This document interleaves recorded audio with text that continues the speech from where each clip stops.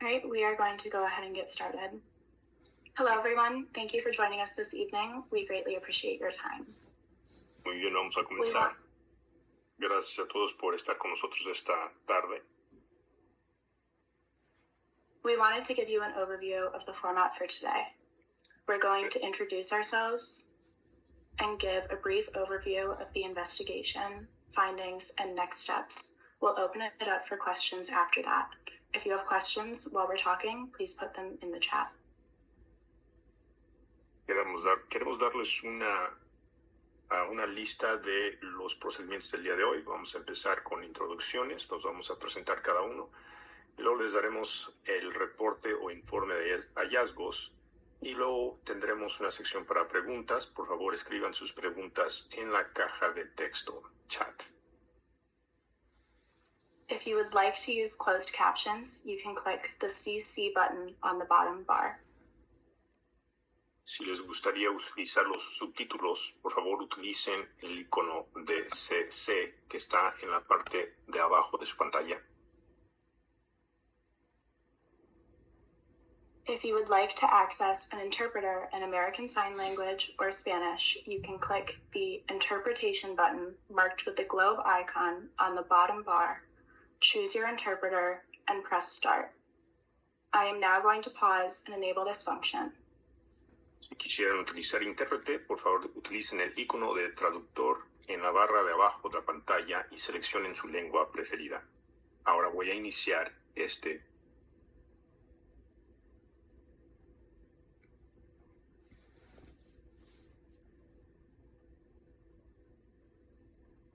Regardless of the language you speak, you should choose either English or Spanish at this time. If you would like American Sign Language translation, please pin our interpreter, Yolanda Johnson, onto your screen.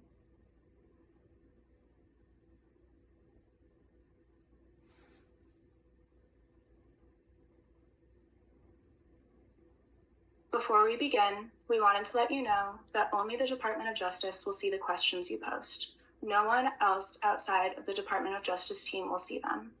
To members of the press, please contact our Office of Public Affairs at press@usdoj.gov or by phone at 202-514-2007 with any specific questions. We have a slideshow that is running as we speak. The slides are white, blue, and gold and consist of only text with no images. Because the slides do not contain any information, we will not also provide orally. We won't be giving slide descriptions. We'll start by introducing ourselves. My name is Emma Davis-Rodak, and I'm a paralegal specialist at the Civil Rights Division at the Department of Justice. My name is Sheena Stern, and I'm a trial attorney with the Civil Rights Division at the Department of Justice. My name is Allie Shandell. I'm a trial attorney with the Civil Rights Division at the Department of Justice. I'm Yana Kolic, and I'm also a trial attorney with the Civil Rights Division at the Department of Justice. Good evening, everyone. I'm Charles Hart. I'm also a trial attorney with the Civil Rights Division of the Department of Justice. Hello, everyone. We're grateful you're here. My name is Melody Fields, and I'm also a trial attorney with the Civil Rights Division at the Department of Justice. Hi, everyone. My name is Mo Johnston, and I'm a deputy chief at the Civil Rights Division. And all of us on the screen worked on this investigation. Looking forward to hearing from you this evening.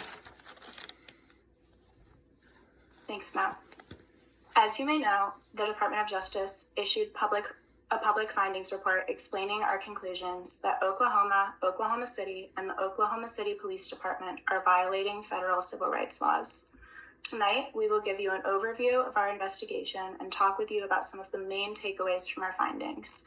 We will also post a link to the report in the chat so you can view the full report if you have not done so. We also want to note that we put into the chat an email and phone number for ways to connect with us. If you would like to contact our team after this call, please do not hesitate to email us at mentalhealth.oklahoma@usdoj.gov or leave a message at 888-473-3460. You can also report general civil rights violations and concerns here. at civilrights.justice.gov. We cannot provide individual representation or advice. We will now present an overview of our findings. Allie will discuss our findings related to Oklahoma City and the Oklahoma City Police Department, and then Shayna will discuss our findings related to the state. Thank you, Emma. We found that Oklahoma and Oklahoma City discriminate. We found that Oklahoma City and the Oklahoma City Police Department discriminate against people with behavioral health disabilities when providing emergency response services. This violates the Americans with Disabilities Act, known as the ADA. We thank Oklahoma City and OKCPD officials who cooperated with our investigation.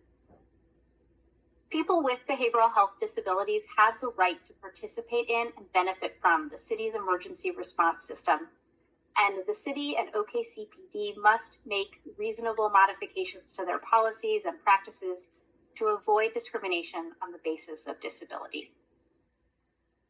We reviewed the city's handling of 911 behavioral health calls. In 2023, there were over 18,000 such calls to the 911 Communications Center, but only a tiny fraction were transferred for a behavioral health response from 988. In the random sample that we reviewed, we found that many behavioral health calls could have been handled by behavioral health responders alone or by behavioral health professionals in coordination with law enforcement. Most calls had no weapon involved or no immediate threat of violence, but police were the sole or primary responders, and no behavioral health assistance was offered. We acknowledge that there are times when police may need to respond to behavioral health calls due to certain safety needs. But in the vast majority of these situations, a joint response with behavioral health professionals can help resolve the crisis effectively while connecting people with further services. OKCPD's policy encourages call takers to transfer calls to behavioral health professionals and encourages officers to call a mobile crisis team when safe to do so. The information we reviewed during our investigation showed that this rarely occurred. Our review also demonstrated that when police respond, OKCPD officers at times failed to make reasonable modifications in their interactions with people with behavioral health disabilities. These modifications include calling for assistance from behavioral health professionals, giving the person more time and space to comply with commands, using active listening, communicating clearly, speaking in a calm tone, and using other well-established de-escalation techniques. Instead, we saw officers escalate encounters or use unreasonable tactics, which sometimes led to use of unavoidable force. This occurred in incidents where the person was not threatening anyone's safety, had not committed a crime, and needed help. This denies people with behavioral health disabilities an equal opportunity to benefit from the city's emergency response services under the ADA. We found that this discrimination can be avoided by making reasonable modifications. During our investigation, OKCPD has already made significant changes to its policies, and the city is developing behavioral health response teams to provide alternatives and assistance to police. We believe that there may already be progress in ensuring that calls for and by people with behavioral health disabilities receive an effective and non-discriminatory response. The city and OKCPD can fully implement these plans sufficient to meet the need and can improve training, accountability, and oversight practices to ensure that its policies consistently result in an emergency response to people with behavioral health disabilities that is equal to that afforded to others without disabilities. When responding to people with a behavioral health disability, officers can call a mobile crisis team when safe, de-escalate, or even disengage when there is no crime or threat of violence. Disengage. That's a good word. And OKCPD may achieve compliance with the ADA by ensuring that supervisors hold officers accountable when they do not take these steps.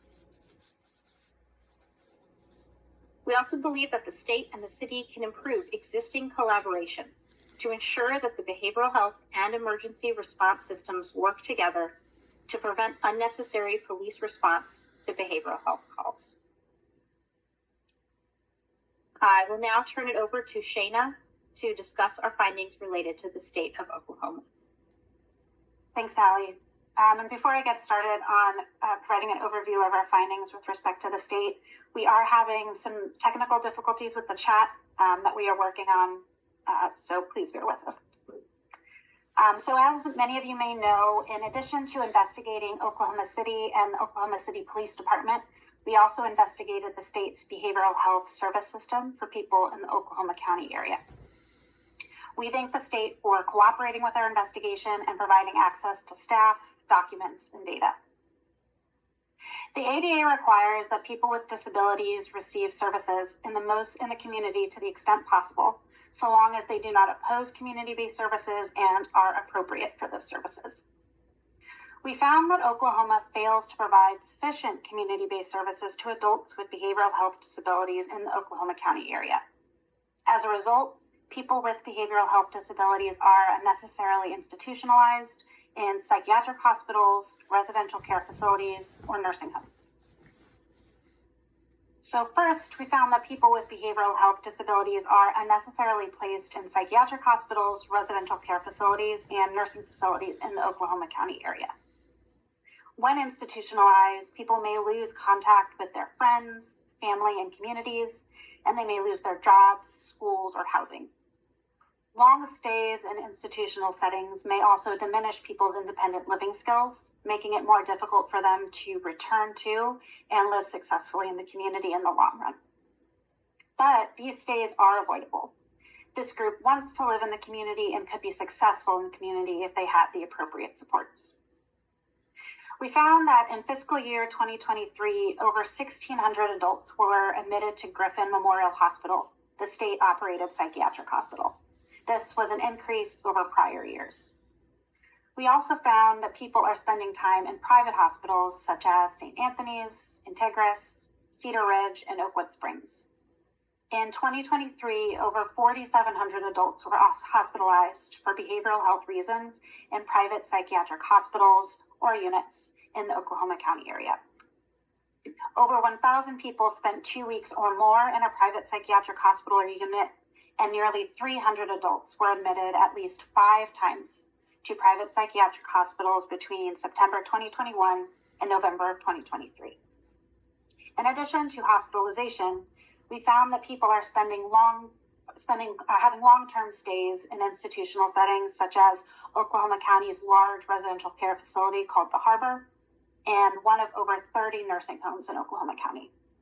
Nearly all individuals whose records we reviewed would prefer living in their own homes and communities if they had appropriate supports rather than living in a hospital or other segregated setting.